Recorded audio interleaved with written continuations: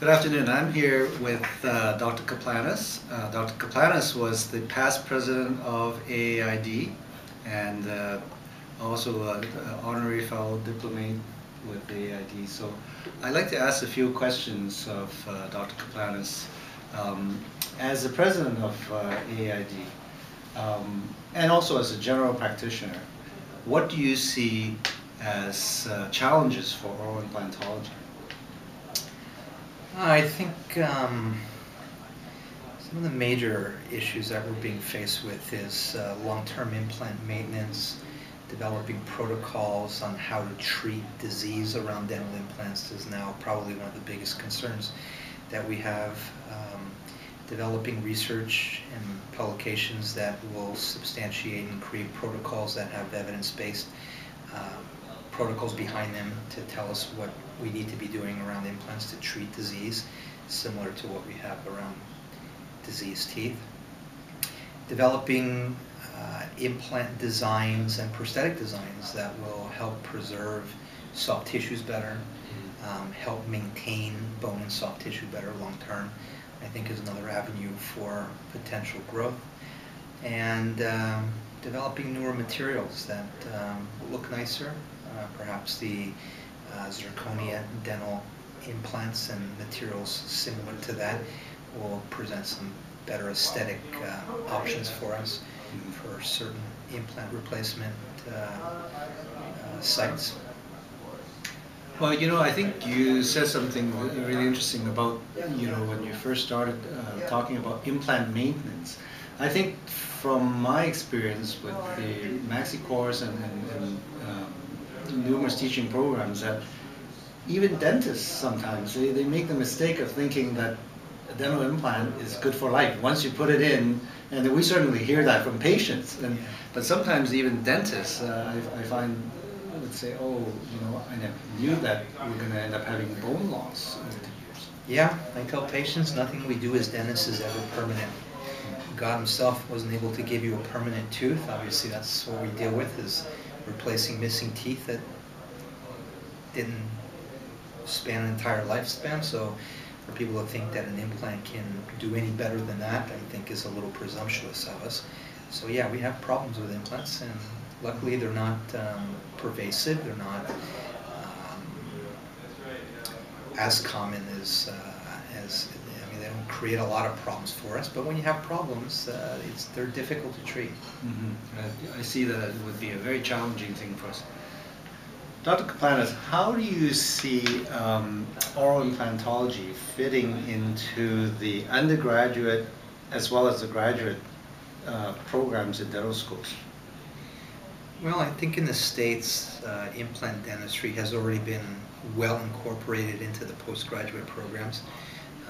Periodontics and oral maxillofacial surgery basically are providing instruction to the postgrad students in surgical techniques involved with implant dentistry, and then graduate prosthodontics is training their residents on implant restoration. So in the postgrad level, I think it's covered very well. In the undergraduate level is where the deficiencies are, and I think some schools, last survey that the Academy did, I think 30 to 40% of all the dental schools, at least in the States, are providing some surgical and prosthetic exposure to their students.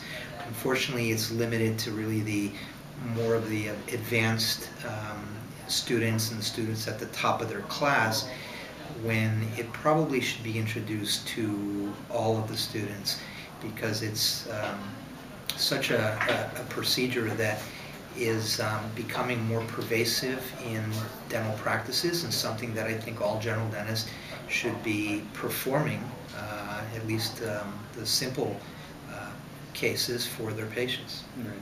So do you see any challenges in programs such as graduate prosthodontics incorporating surgical aspects of implant dentistry, and vice versa in oral surgery incorporating the prosthetic? Well, there's always the political challenges to make those changes, but I don't think there's any if you use the patient as the reason why we educate our dental students and ask the question, what is best for the patient? There shouldn't be any debate as to providing surgical instruction to prosthodontists to place implants.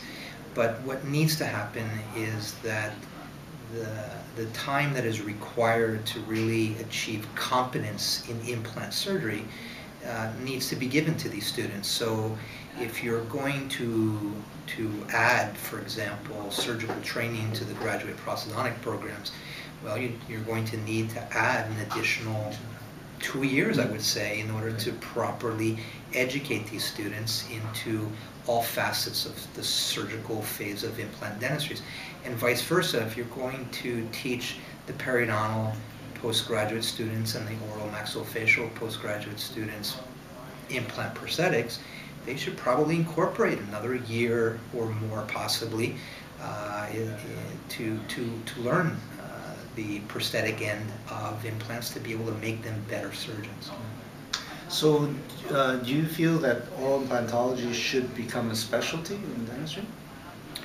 You know, once again, I always get back to the question, you know, what is best for the patient? And I think, you know, 20 or 30 years ago in the States, it probably should have been a specialty, because I think we would have been able to provide the service to patients that needed the service in a much better way, in a much more efficient way. At this point, I think the components of implant dentistry are all being covered rather well by the postgraduate programs. However, because it's been fragmentized between oral surgery and periodontics taking over the surgical component and prosthodontics doing the prosthetic components, we lose a certain perspective.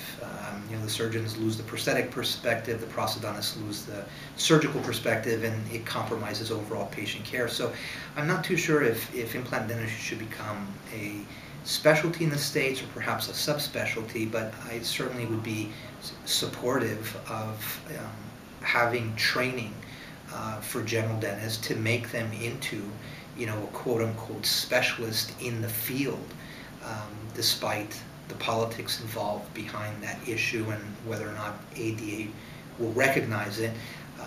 I still think that the education should at least be provided. Right. Okay. So now here's a sort of a loaded question. I know that we don't have 5 days to talk about this, but just as a very general, fun question to sort of ponder upon. It's now year 2020. What do you see, you know, looking down the pipeline? What do you think dentistry is going to be like from, or implant dentistry is going to be like from the practicing dentist perspective as well as politically?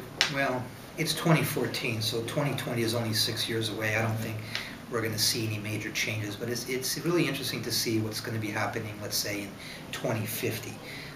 Technology, I think, is going to be, the next 10 or 15 years, technology is going to make some pretty interesting inroads into all of dentistry. But, you know, when it comes to implant dentistry, it's going to be, I think, very exciting to be able to take an impression digitally, where you don't have to take molds and use impression materials. I think it'll be exciting to be able to with a push of a button, design the prosthesis, and then another push of a button, completely mill out a prosthesis for a patient and be able to mass produce this type of dentistry, which will lower the fees and the expenses, which means that it will be available to more of the population instead of, you know, individuals that have a higher income source. And so I think technology is going to be very exciting in the next 10 or 15 years, and I look forward to having technology make implant dentistry available to more and more patients. Right. So obviously Dr. Caplanis is a little bit younger than me. I will not be practicing dentistry at 2050, I'm sure. But I'm quite excited about all these too. I mean, it really I don't is think I'll be interesting. practicing in 2050 either. I may look young, but I'm not that young. But we can just sit around and say, in those days when we were doing it, Yes, we'll talk right. about that over a period. That's right. Well, thank you very much for your time. Thank you, Bill. It's very informative for our group. Thank you. Thank you.